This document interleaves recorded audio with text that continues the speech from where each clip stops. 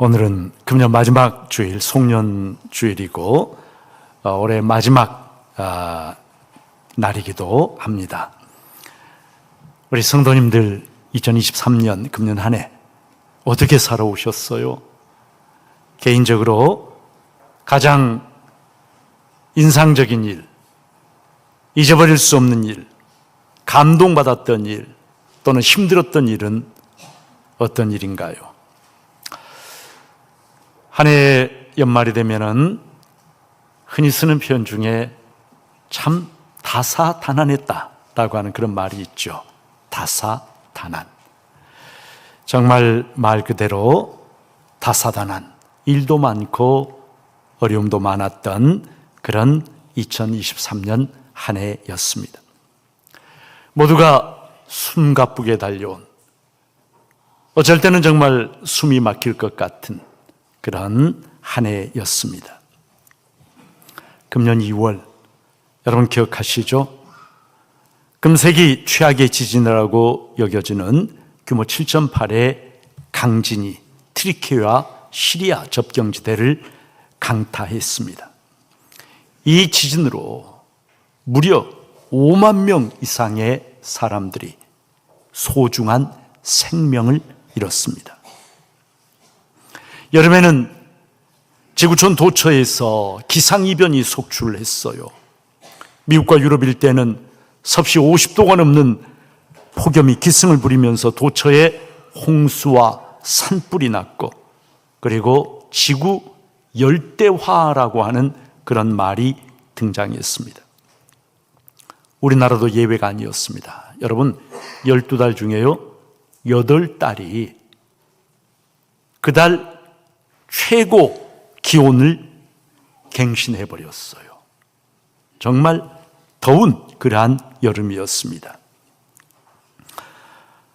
폭우와 홍수가 우리나라 강타를 하고 많은 인명피해, 재산 피해를 냈습니다.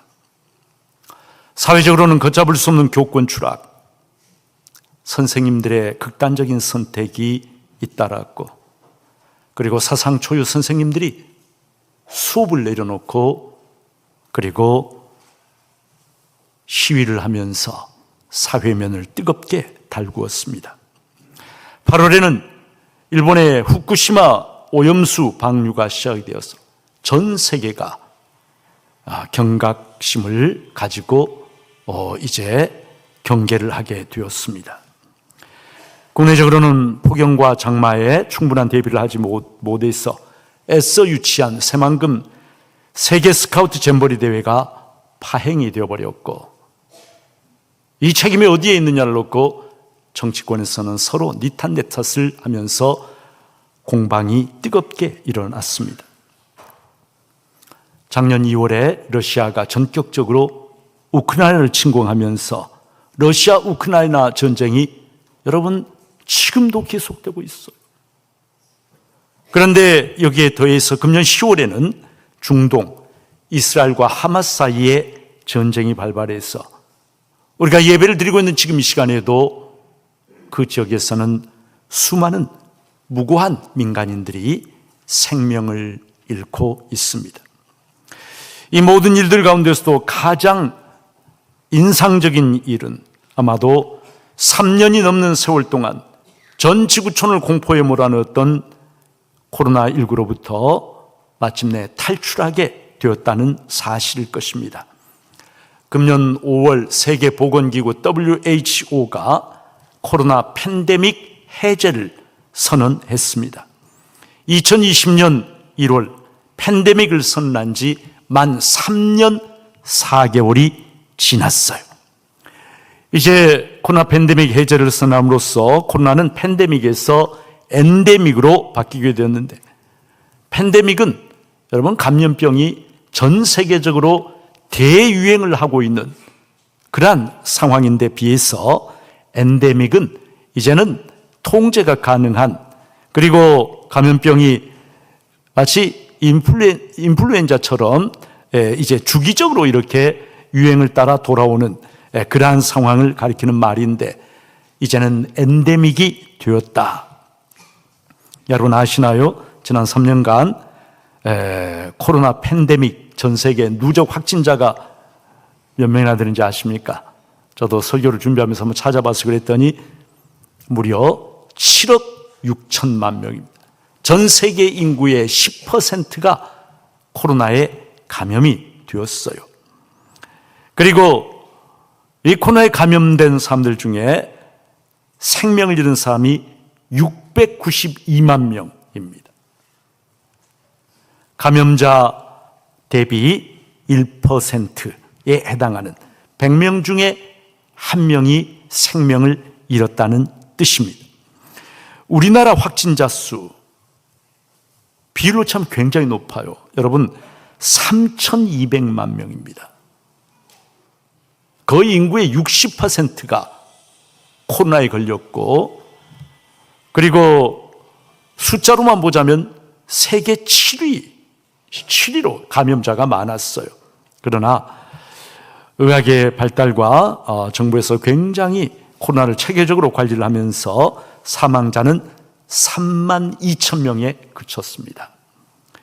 확진자 대비 0.1%, 세계 평균에 비하면 10분의 1에 불과한 그러한 수준입니다. 6월 1일부터 위기 단계가 심각에서 경계로 하향 조정이 되었고, 자가격리도 의무가 아니라 권고로 바뀌고, 그리고 대부분의 장소에서는 이제는 마스크를 벗어도 괜찮은 그러한 상황이 되었습니다. 3년 만에 처음으로 마스크 벗고 여러분 숨을 마음껏 쉴 수 있는 그런 상황이 되었다는 거예요. 3년에 걸친 코로나는 우리의 사회적인 삶, 그리고 우리 신앙인들의 신앙에도 엄청난 변화를 초래했어요. 그 엄청난 변화가 뉴노멀이라고 하는, 이제는 코로나 이전과는 전혀 다른 새로운 기준을 가지고 살아야 하는 그러한 시대가 왔고, 심지어는 역사를 여러분 BC와 AD가 아니라 BC와 AC로 나누어야 한다. Before 코로나, After 코로나, 이렇게 BC와 AC로 나누어야 한다, 이런 이야기가 나올 정도였습니다.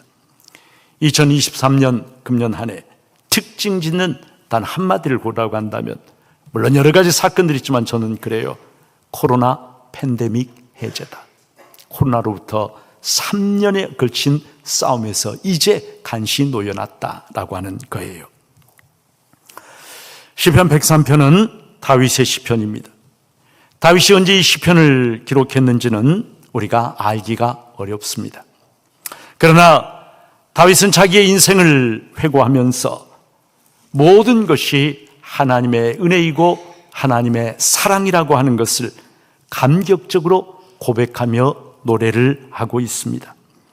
1절에 보니까 내 영혼아 여호와를 송축하라.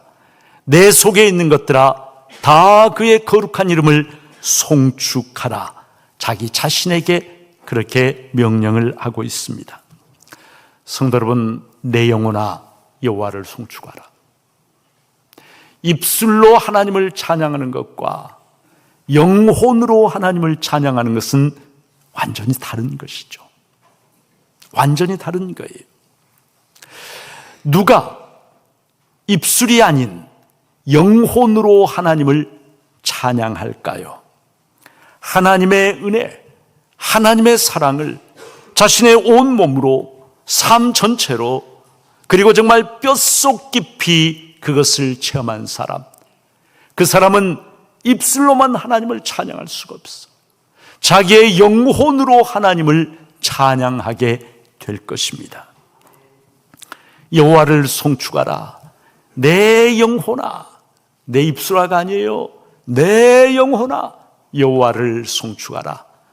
여러분, 자기 자신, 자기의 영혼의 명령을 내리는 이 다윗의 여호와를 송축하라고 하는 이 명령이, 우리가 시편 103편 전체를 다 읽다 보면은요, 점점 범위가 확대되어 가는 것을 볼 수가 있어요. 10절에서는 그 범위가 우리로, 나 주변에 있는 가까이 있는 우리로, 그리고 15절에서는 살아있는 사람들 모두로, 인생으로 확대가 됩니다. 마지막 20절, 21절에 보면요, 이제는 그것을 넘어서서 하늘에 있는 천사, 하늘에 있는 천군들까지도 여호와를 송축하라라고 명령합니다. 다윗이 지금 느끼고 있는 것이 어떤 것일까요? 하나님의 은혜가, 하나님의 사랑이 자신의 삶 그것을 넘어서서 온 세상을 가득하게 채우고 있고, 심지어는 천군 천사가 있는 저 하늘까지 가득하게 채우고 있다라고 하는, 바로 그러한 것으로부터 내 영혼아, 그리고 마침내는 하늘에 있는 천군이여 하늘에 있는 천사들이여 여호와를 송축하라라고 장엄하게 그렇게 외치고 있는 것이죠. 성도 여러분, 이것은요 지극히 다윗의 개인적인 그러한 고백입니다. 무슨 말입니까? 온 세계, 심지어는 하늘에까지 하나님의 은혜, 하나님의 사랑이 충만하다는 것은 가장 근본적으로 보자면 바로 지금 다윗의 심령이 하나님의 은혜로 가득하게 채워져 있다는 거예요. 내 영혼이, 내 심령이 하나님의 은혜로 가득하면은요 온 세상이 다 그렇게 보입니다. 그런데 여러분 참 놀라워요. 내 심령의 은혜가 고갈돼 버리면, 내 영혼이 삭막해지면요 온 세상이 삭막해져 버립니다. 하나님의 은혜는 눈을 씻고 봐도 찾아볼 수가 없습니다. 사막처럼 메마르고 황폐한 곳이 되어버립니다. 온 세상이. 어느 때요? 내 심령에 은혜가 메마를 때. 세상이 그런 게 아니에요. 나 자신이 그런 거예요. 3절부터 5절 말씀, 그가 내 모든 죄악을 사하시며 내 모든 병을 고치시며 내 생명을 파멸해서 속량하시고 인자와 긍휼로 관을 씌우시며 좋은 것으로 내 소원을 만족하게 하사 내 청춘을 독수리같이 새롭게 하시는도다. 성도 여러분, 이 모든 고백이 그저 다윗의 공허한 빈말일까요? 그냥 입으로 하는 립 서비스일까요? 그렇지 않습니다. 한마디 한마디가 다윗의 삶 속에서 우러나온 체험적인 고백입니다. 우리가 알고 있는 것처럼 다윗은 하나님 앞에 무서운 죄를 범했어요.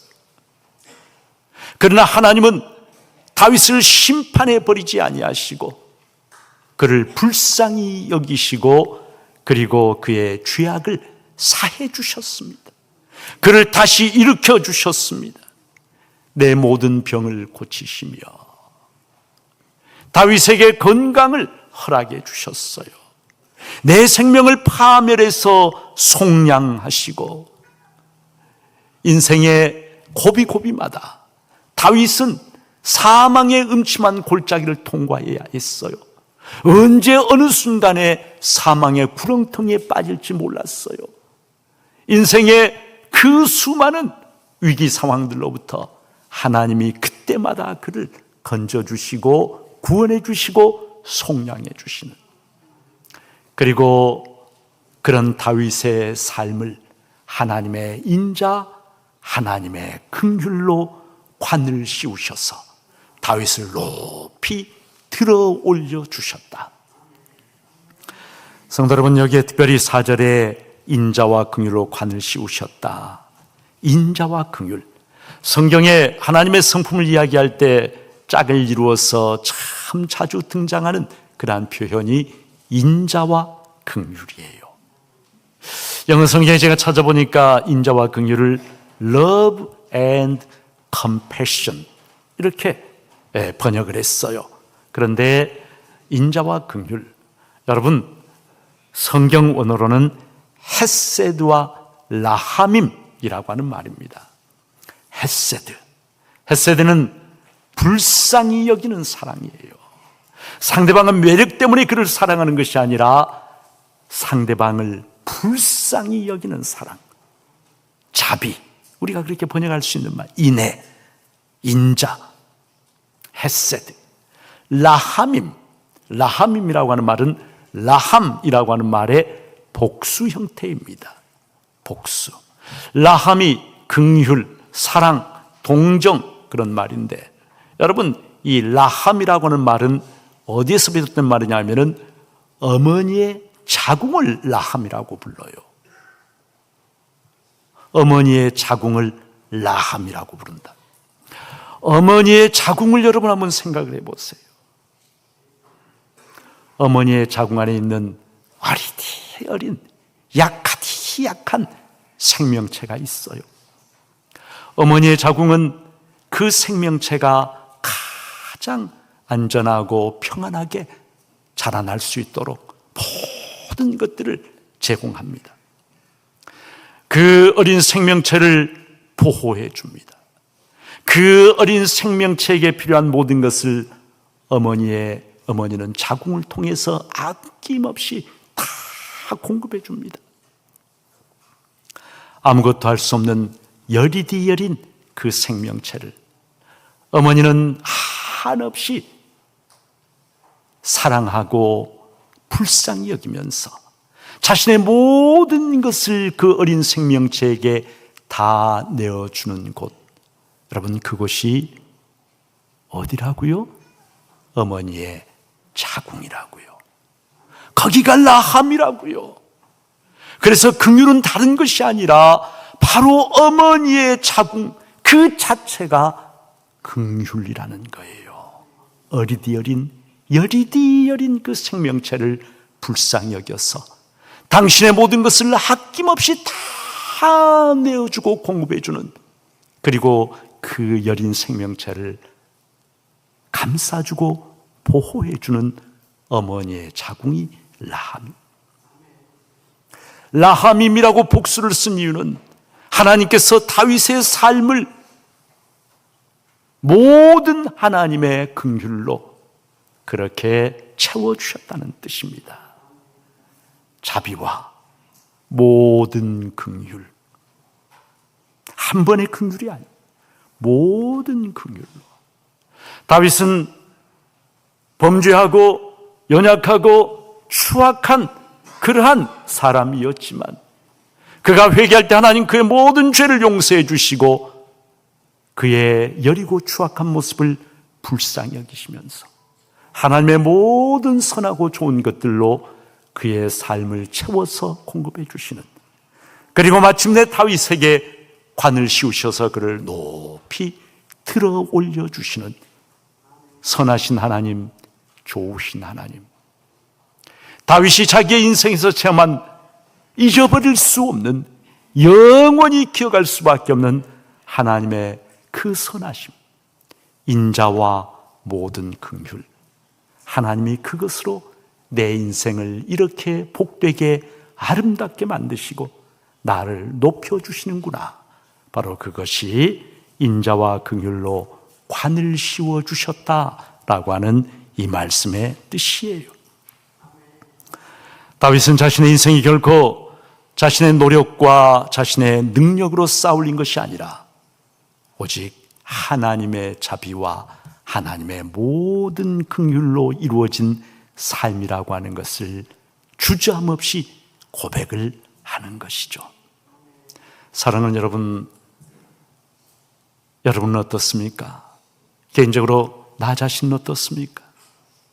나는 오늘 내 삶이 내 노력과 내 능력으로 쌓아올린 것이라고 믿고 살아갑니까? 아니면 내 삶 다윗처럼 하나님의 자비와 인자와 하나님의 모든 긍휼, 그 위에 내 삶이 있다라고 그렇게 믿고 고백을 하십니까?